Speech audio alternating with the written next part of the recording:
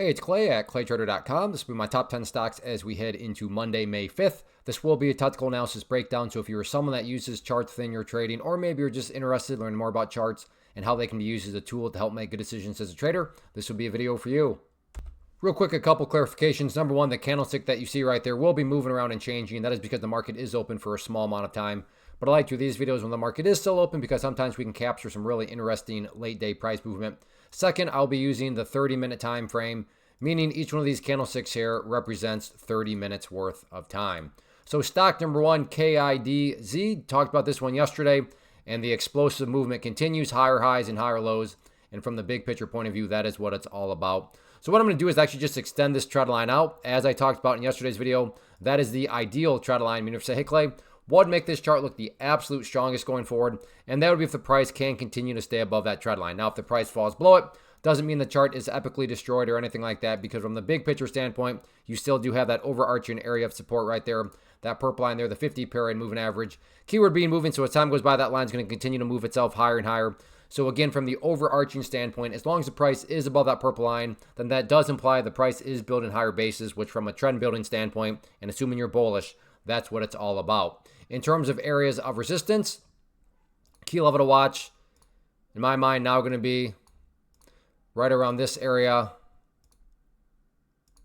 right there. So continue to watch that trend line. But as I also speak here,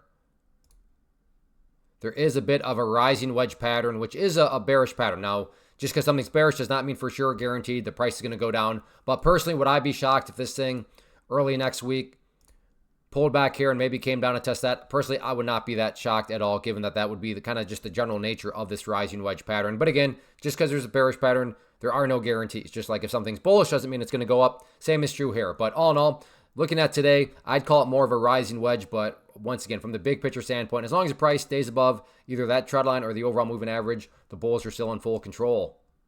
Next one, PLRZ, and we have ourselves a good solid technical pattern here. So I gotta think a lot of people have noticed this, and I make that comment because when a lot of people are watching the same patterns and wondering the same thing,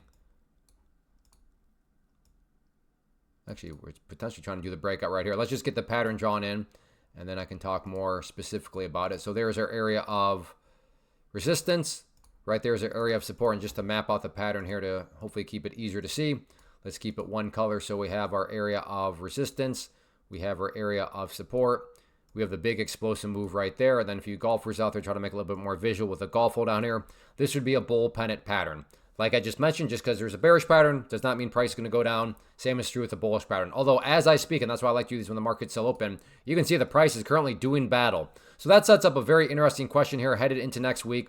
Is this getting ready for a bigger move to the upside? Now think about that question. It makes so much sense to ask that question if nothing really interesting is even happening. But in this situation, yeah, definitely something very interesting is happening. So yes, is this the start of an even bigger breakout, an even bigger move of momentum next week? Grab your popcorn and we'll see what happens. But yeah, if you like penny stocks, you like these sorts of patterns and situations, certainly keep an eye on it. Next one, TSLL. And depending on your strategy is going to dictate kind of how today went for you. If you're some sort of scalper, then you got a beautiful breakout. Right here, the price broke out, made a great break to the upside, plenty of room to scalp. But if you're looking for a bigger movement and you wanted more explosiveness, then yeah, you're probably pretty frustrated because as you see here, that breakout totally failed. Not only did it go back to the trend line, but it's now actually dropped back below it. So yes, is this a good or bad looking chart? That would be more so, well, what was your strategy? How did you play it going in? But nonetheless, going into next week, this area here has gone right back to acting as resistance. I would agree it's been weakened up today, given the price did spend some time up above it. But a weakened resistance is still a level of resistance. So first key battleground to watch again next week will be that trend line right there. As far as supports are concerned, nothing new here to report. Same areas that I talked about yesterday. In the near term, you have that 50 period moving average. That would be the ideal area, as I already talked about. If you were to ask, what would make this chart look the absolute healthiest? Certainly if the price could stay above that purple line. But if it doesn't hold, not the end of the world, because you do still have this overarching area of support right there. So yes, depending on your perspective, maybe a very disappointing day. But all in all, the price continues to put in higher highs, higher lows. It's continuing to stay above these key moving averages and the key trend line. So we'll see what next week has to offer.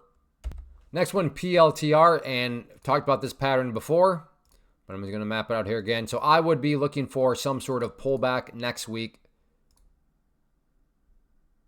based on the nature of what I would consider this rising wedge pattern. Again, pullback is not the same as a crash. So I suppose anything's possible, but just because there's a rising wedge does not mean something crazy is going to happen. But some sort of moderate pullback, yes, I could certainly see that potentially playing out. So if there is a pullback to the downside, then from an overarching standpoint, as I've talked about in the past ones, just continue to watch that purple line there. As it moves higher and higher, then yes, if the price pulls back, obviously no guarantees, but who knows? Does it pull back and do you get a nice little bounce off of it like it did right there? That remains a more than realistic possibility. Not guaranteed, but I don't think anybody would call you crazy for saying, well, I think it could bounce off the 50-period moving average. I mean, it's done it before. It is a famous moving average. So keep your eye on that area if there is a break to the downside. But yeah, it's pretty straightforward on this one. PLTR has the rising wedge. Is this rising wedge going to play out with a break to the downside? We'll see what early next week has to say. Next one here, NVDA. Very, very nice breakout on this one. Broke up through that resistance, and just a beautiful example right here of a breakout and then the back test. So broke out that resistance, came back down, back tested, and up it went. So that level there, I think, has played its purpose. So we're going to get rid of that. I am still going to leave this level right here. And I lied. Let's move this up to here now is what I would call the ideal area now, 113.20. And then we can map out this new little pattern here that is formed. So we have a pretty well-defined area of resistance right there where you can see whenever the price has gotten up around that area, the sellers have stepped up every single time. So that seems like a very relevant level in my mind. So let's map this out. We have an area of resistance. We have this area of support. We have the move up right there. And then again, we have a nice little miniature bull pennant here that is formed on the day. So no guarantees, but I don't think anybody would be shocked if the price chopped around a little bit more, came up here, broke. And with that break, would that create more upside pressure? Like I've said, there are no for sures, but that is certainly a plausible scenario. But all in all, nice solid day here for NVIDIA. Have the bull pennant headed into Monday, so we'll see what happens with it. Real quick, want to take a break and personally invite you to get signed up for this free live online webinar that I'm offering next week. So if you've been enjoying what you've seen and you want to learn more about this tool, how it can and should be used to build consistency and manage risk, then definitely get signed up for the free class. If you're watching on YouTube, there's a link down in the description area you can use to get signed up. Or if you're watching right at my website, there's an area on the webpage that you can use to sign up. So like I said, if you've been enjoying, then definitely get signed up for the free live class. Next one here, we're looking at FRGT, and I like the pattern here that is formed. So this is all occurring within an overall, bullish context. Sure, it did fall from the highs, but like I said, it is now shaped and formed what I like in one of my favorite patterns. So we've heard of the rising wedge, but this is actually a falling wedge. So the rising wedge is bearish. Falling wedge right here is actually a bullish pattern. As I've said a million times, and we'll probably say a million more times, there are no guarantees, but is it plausible? Is it valid to think that if the price can come up here and get a break up through that part, that break right there could create upside buying pressure? That is certainly a more than valid question to throw out there, a more than valid scenario in terms of what could happen. So if you are a fan of this price range down below $5, you like falling wedge patterns, here you go. Next one here, IBO, and I'm going to go through this a little quicker. I want to respect your time as much as possible, and you've already heard me talk about this pattern here before. So we have that area of resistance. Oops, grab the wrong line. Let's try that again. We have this area of support. So technically you haven't heard me talk about this exact one, but they're same general idea. So in this situation, I would technically not call it a bull pennant pattern. We have a resistance. We have our support. We have the big move up. This would be more so a bull flag pattern. But the overall psychology, the overall story is the same. The story being big move up, got some pullback, got some consolidation. Now it's just a question of can the price get a surge back to the upside. So if you like penny stocks, you like bull flag patterns, here you go. Next one here, SOXL, and I'm going to be going through these ones quicker because you've already heard me say all this stuff. So we have our area of resistance. Have our area of support. And I just can't help myself. I just want to make sure everybody can see it. So I'll go quickly though. Resistance, support, nice move up. Golf hole down here. We have ourselves another bull pennant pattern. And there have been several bull pennants. So I'm doing this very crudely. There's a previous one. You can see you got the breakout here, which has now formed another one. So who knows? No guarantees, but do you get another bull pennant on Friday, or excuse me, on Monday? We'll see what happens. Next one, GNLN, and overall started off the day very, very nicely. Strong move, and then unfortunately there was a pretty big pullback. But I'll still give the bulls some credit. I'll still give them a chance to try to turn things around because there is still an opportunity to show to be bullish. What is this opportunity? What would show to be bullish? Well, let's get this trend line in play and just kind of think about things and the requirements to stay above that trend line. So in order to, whoops, let me get that up. There we go. In order to stay above that trend line, what is the price going to have to do? Well, it's going to have to build higher bases, and that's what bullish moves do. So as of now, if the price does manage to stay above that level, what would that be telling us? Well, that would be telling us that there's a set of lows here, there's a low right there, and there's lows down here. And if you envision each of those as stair steps, then from the bigger picture, the stair steps are still progressing in the upward direction. Now, I am well aware that if you're some sort of day trader, flipper, scalper, and you bought right there and your plan was to buy and sell within 7 seconds, well then yes, from that vantage point, the chart is a train wreck. You don't care about these stair steps, but I'm not really commenting from that angle. I'm commenting from more so just the overall chart perspective. So yes, the price did have a nasty pullback, but to give credit where credit's due, from the bigger picture point of view, the bulls do still technically have an opportunity to build that higher base. But yes, if the price all of a sudden comes down to that area and, flushes down through it, well, then everything that the chart is, right back to where it started. And this, in trading jargon, you would just call this here just a big old dead cat bounce as it would roll back over. But right now, can't call it dead cat because it still has the opportunity to build a higher base. So let's see if the price can indeed stay above that trend line. Next one here, TSLA Tesla.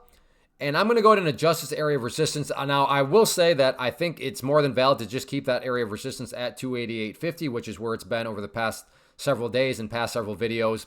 And the price just continues to struggle with it as it's broken above it on numerous occasions, including today. And it just cannot seem to manage to stay above it. Including today, got above it, and now as I speak, the price is back below it. So like I said, you could totally keep that in mind. But what I'm going to do is just adjust this area of resistance up to right here, because it seems like now that 294.75 mark is more so the most accurate kind of overarching level, because you can see right there, flat out rejected the price. There it got within the general vicinity, and then once again today, several times, flat out rejected. So moving forward, I would say that on Tesla, 294.75 is definitely that key kind of linchpin, where if this thing is going to get any sort of upwards pressure and more momentum, that is apparently the level that'll need to be cleared. Ideally, in terms of, hey, Clay, what would make this chart look the strongest? I want to get that trend line in right there. We'll change it to green and then make it look a little different. But by no means is that a must-hold level. I would say more so the must-hold level down here at 270.30, because that would be what's keeping it inside of this channel. So if the price were to come down there and break down below there, now all of a sudden that changes up the equation quite a bit, because now you can no longer make the argument that the price is still just chopping around in the sideways channel. You'd make the argument, the price is broken to the downside. So that's why I would say 270.30 is a way more important area. But like I said, all things considered from the bigger picture, sure, it's annoying it got rejected back down from that area. But like I said, the price is still trending up very nicely. So we'll see if the price can try to curl back upwards and get that break of 294.75 on Monday. So that wraps up the top 10 list. Again, if you like what you saw here and you want to learn more, then definitely get signed up for the free class. Like I said, it'll be next week, Thursday, May 8th at 8 p.m. Eastern Time. So I hope to see you there. As far as these top 10 videos are concerned, if you enjoy these, hit that like button. And if you are not yet a subscriber, make sure you hit that subscribe button so you know that when new content is released. And also, I do live stream. I will live stream every day at 11 a.m. Eastern Time. So if you have nothing else going on, come hang out and watch some live training and maybe do some learning there too. So check out the live stream. But definitely go get signed up for that class for next Thursday. Everybody take care. Have a great weekend.